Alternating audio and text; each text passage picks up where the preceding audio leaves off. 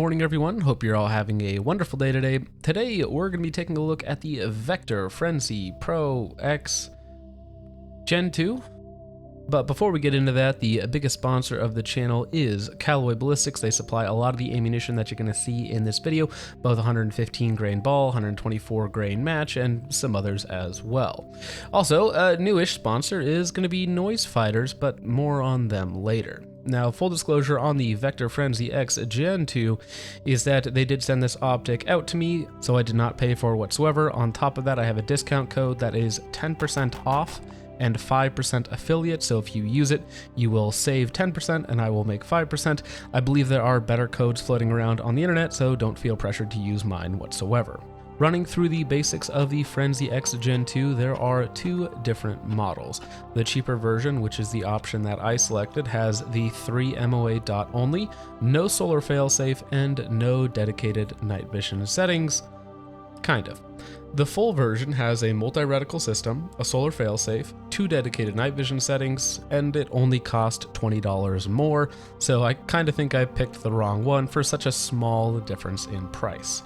The bodies themselves are made out of 7075 T6 aluminum, which is objectively the correct material for a red dot of this nature. These utilize the ubiquitous RMR footprint, which mounts just fine to my mutilated Glock 17. Now, my Glock slide does have some issues, which we'll get into a little bit later on, but again, it's not really the fault of the optic. The window size on the FX Gen 2 is 19 by 28, which is pretty good, very similar to a Holosun or RMR, though the amount of material in the hood itself protecting your only pane of glass isn't as substantial as either of those offerings. In terms of controls, you have plus and minus buttons on the left-hand side.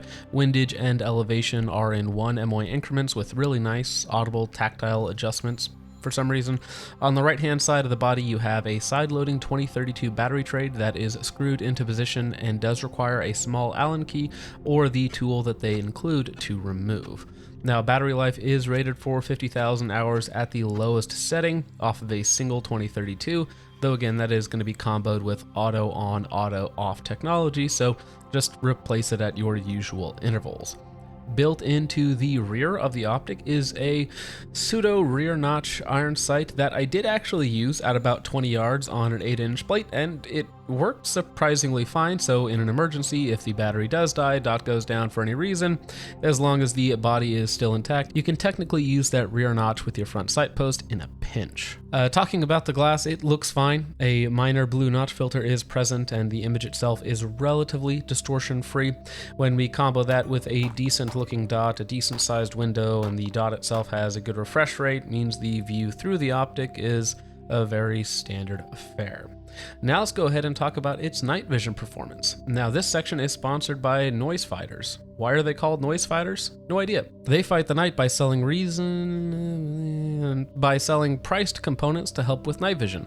Neil sent me 2 Gen 3 unfilmed white phosphorus PVS 14s, a panel bridge, and a J-arm to mess around with, so check them out. Putting the optic in a very bad light, pun intended. This is in my garage with one window open at about 2 a.m. with a set amount of additional light. This is just about as bad as it can get for night vision and still be usable. Surprisingly, the glass of the VFX Gen 2 is fine, but the dot never gets dim enough to be useful as it just blows out the entire image. And again, keep in mind that the more expensive version does have, at least in theory, 2 dedicated night vision settings that should get dimmer. Now, if we were to compare this to another dot that I literally just had lying around in my garage, this is the Viridian RFX 45 that does have 2 dedicated night vision settings, and those worked much better and are actually usable. Now, interestingly enough, on the FX Gen 2, if you hold down the minus button, it kind of goes into a low power mode. I'm not sure if it's supposed to do that or if it's on purpose, but that was sort of usable. Again, the $20 more expensive model supposedly has 2 dedicated night vision settings, so maybe that one works better.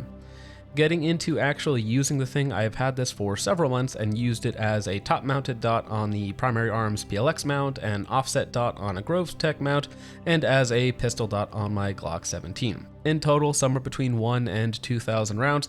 I kinda lost track as it ended up being put on a lot of different guns that were being shot, even if I wasn't using it as my main point of aim. So far, so good. It's held up fine. It's a decent looking dot with a decent sized window with decent glass, and there's literally nothing special about it. Now, getting into durability, I did do drop testing on this optic on my Glock 17. As always, we start with a control group. This one was at 25 yards onto a steel target, as I ran out of staples for my paper targets.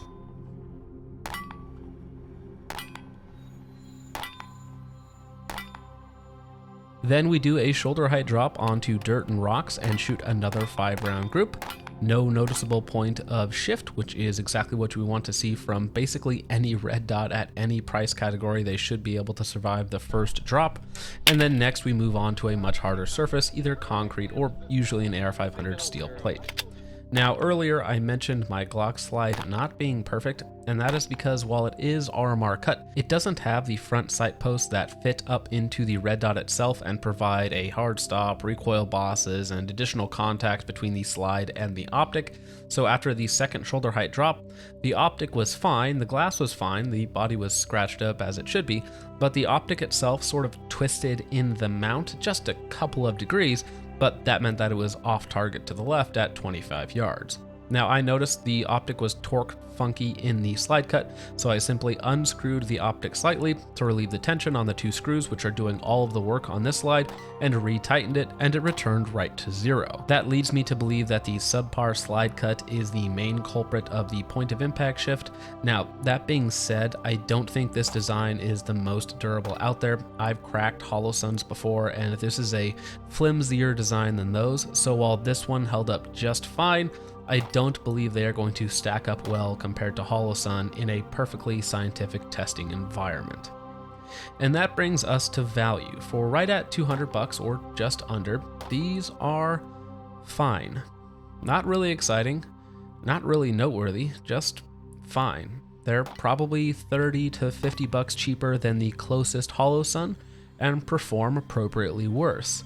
I think the Holosuns are a more mature product and designed in most cases slightly better. On top of that, they do have better options for just about everyone out there, for every scenario out there.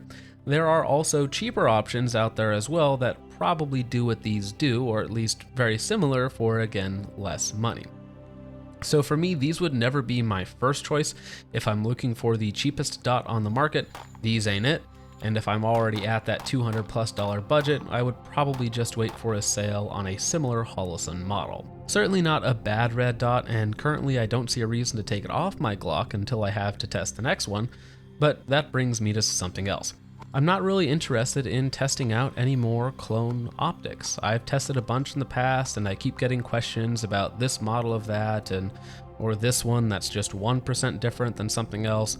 While I am very thankful to my audience for being interested in my opinions on whatever it is that they're looking at, if it isn't something unique or interesting, I won't be taking a look at it.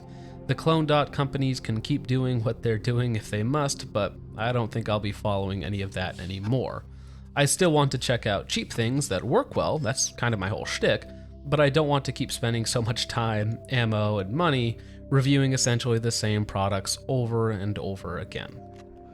But that's about it for this video, guys. Let me know what you think of the VFX Gen 2, if you think that it is a fine red dot for the money, or if you'd rather spend just a little bit more and pick up the tried and true Holosuns. But once again, with all that out of the way, guys, thank you so much for watching. I hope you all enjoyed. I will see you in the next one. God bless.